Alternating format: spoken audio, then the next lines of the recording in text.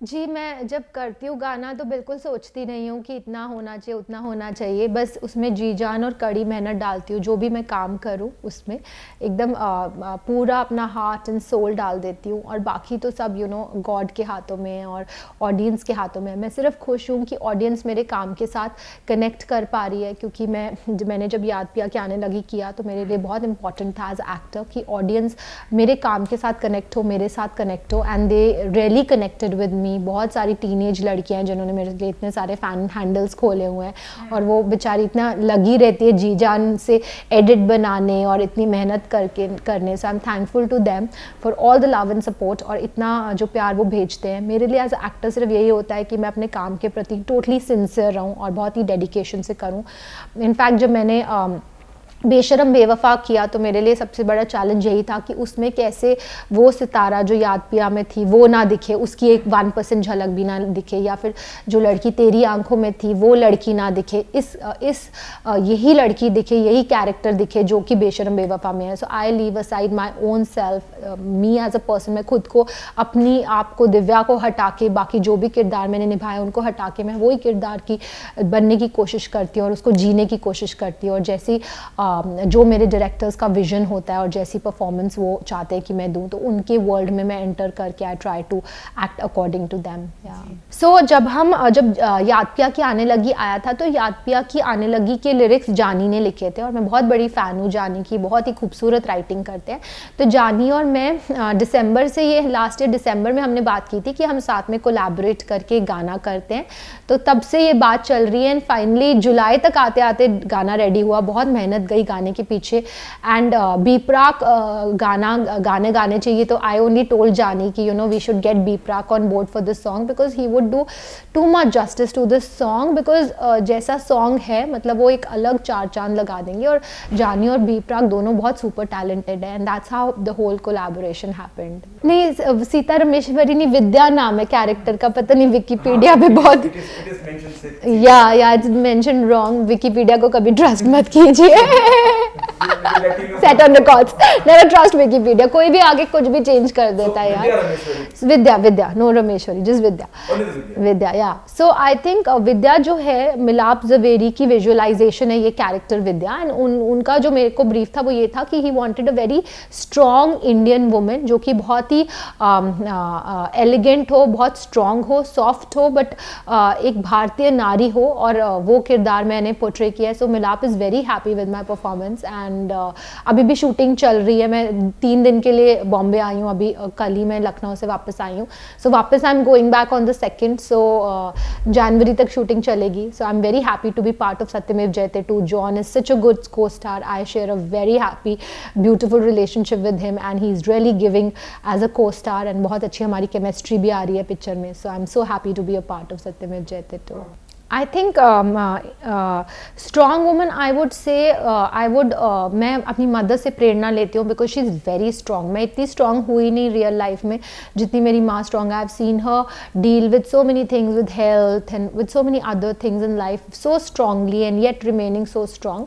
Industry में भी I think बहुत सारी स्ट्रॉन्ग विमेन हैं, जैसे रेखा जी इतने स्ट्रॉन्ग है, उन पर इतने ज़्यादा लोगों ने क्या कुछ नहीं कहा था उनके बारे में 90s में, बट स्टिल शी वो so strong. And she was telling me कि आज मुझे सबसे ज़्यादा प्यार किया जाता है, बट पिछले 20 सालों से मैंने काम ही नहीं किया। जब मैंने काम ही नहीं किया तो सबसे ज़्यादा प्यार मिल रहा है, और जब मैं काम कर रही थी तो लोग इतना कुछ कहते थे।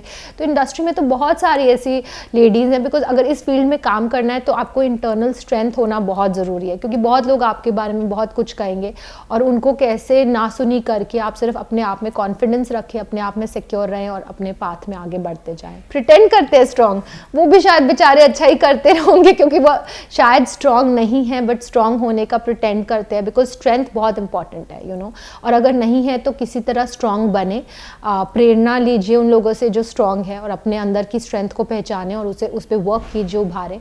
And that's very important, it's very important. आज के टाइम जैसे है उसमें स्ट्रेंथ बहुत ज़रूरी है। I can't reveal what character I am playing, क्योंकि उससे पूरी चीज़ें रिवील हो जाएगी अनफॉर्चुनेटली, बट मैंने थोड़ी बहुत रेफरेंसिंग की अपने कैरेक्टर के लिए, डेफिनेटली विद्या के लिए। जी उस टाइम हम सॉन्ग की शूटिंग कर रहे थे और इनफैक्ट मेरा बर्थडे 12 बज गए और मिलाप और जॉन मेरे पीछे पड़ गए केक केक केक, और मैंने कहा कि John I can't do it, cut the cake, और फोटोज़ नहीं मैं खिंचवा सकती बिकॉज अभी मैं अपने लुक में वो सारी लुक बाहर हो जाएगी, मैं चेंज कर लेती हूँ फिर कर लेते हैं. सो ही वॉज लाइक कि नो नो ऐसा ही कर लो, it's no problem, we are okay with it. So I thought ठीक है, if my hero is okay, my director is okay then fine, क्योंकि बिकॉज मुझे ऐसा था लुक आउट शायद नहीं होनी चाहिए, but they were fine with it, so we went ahead with it और लुक बाहर आ गई. सो मेरे को ना बहुत इस बात की खुशी हो रही है कि जो मैसेज वीडियो में दिया गया वो मैसेज सब तक पहुंच रहा है. मुझे बहुत सब सुबह से कह रहे हैं कि ये मैसेज है वीडियो में कि यू नो कि आपको, आई थिंक डेफिनेटली एक मैसेज है. प्यार में कितनी बार ऐसे उतार चढ़ाव आते हैं, कई बार जैसे आपका हार्ट ब्रेक होता है, but what is important video में ये दिखाया गया है कि इट्स वेरी इंपॉर्टेंट कि आपके कई बार यू नो आप अपने आपे से बाहर हो जाते हैं, आपकी लाइफ में ऐसे सिचुएशंस आती है, प्यार में ही नहीं बट अदर फील्ड्स में भी, आपके करियर से रिलेटेड या कोई और इशू से रिलेटेड, जब आपका माइंड जो है आपके कंट्रोल में नहीं रहता, आपके ऊपर हावी हो जाता है और आप थोड़े डिसबैलेंस हो जाते हैं, आप ऐसे ऐसे डिसीजंस लेते हैं जो आपके खुद के लिए करेक्ट नहीं होती. उस टाइम पे इट्स वेरी इंपॉर्टेंट कि आप खुद अपने आप को संभालें और खुद अपने एंजल बने.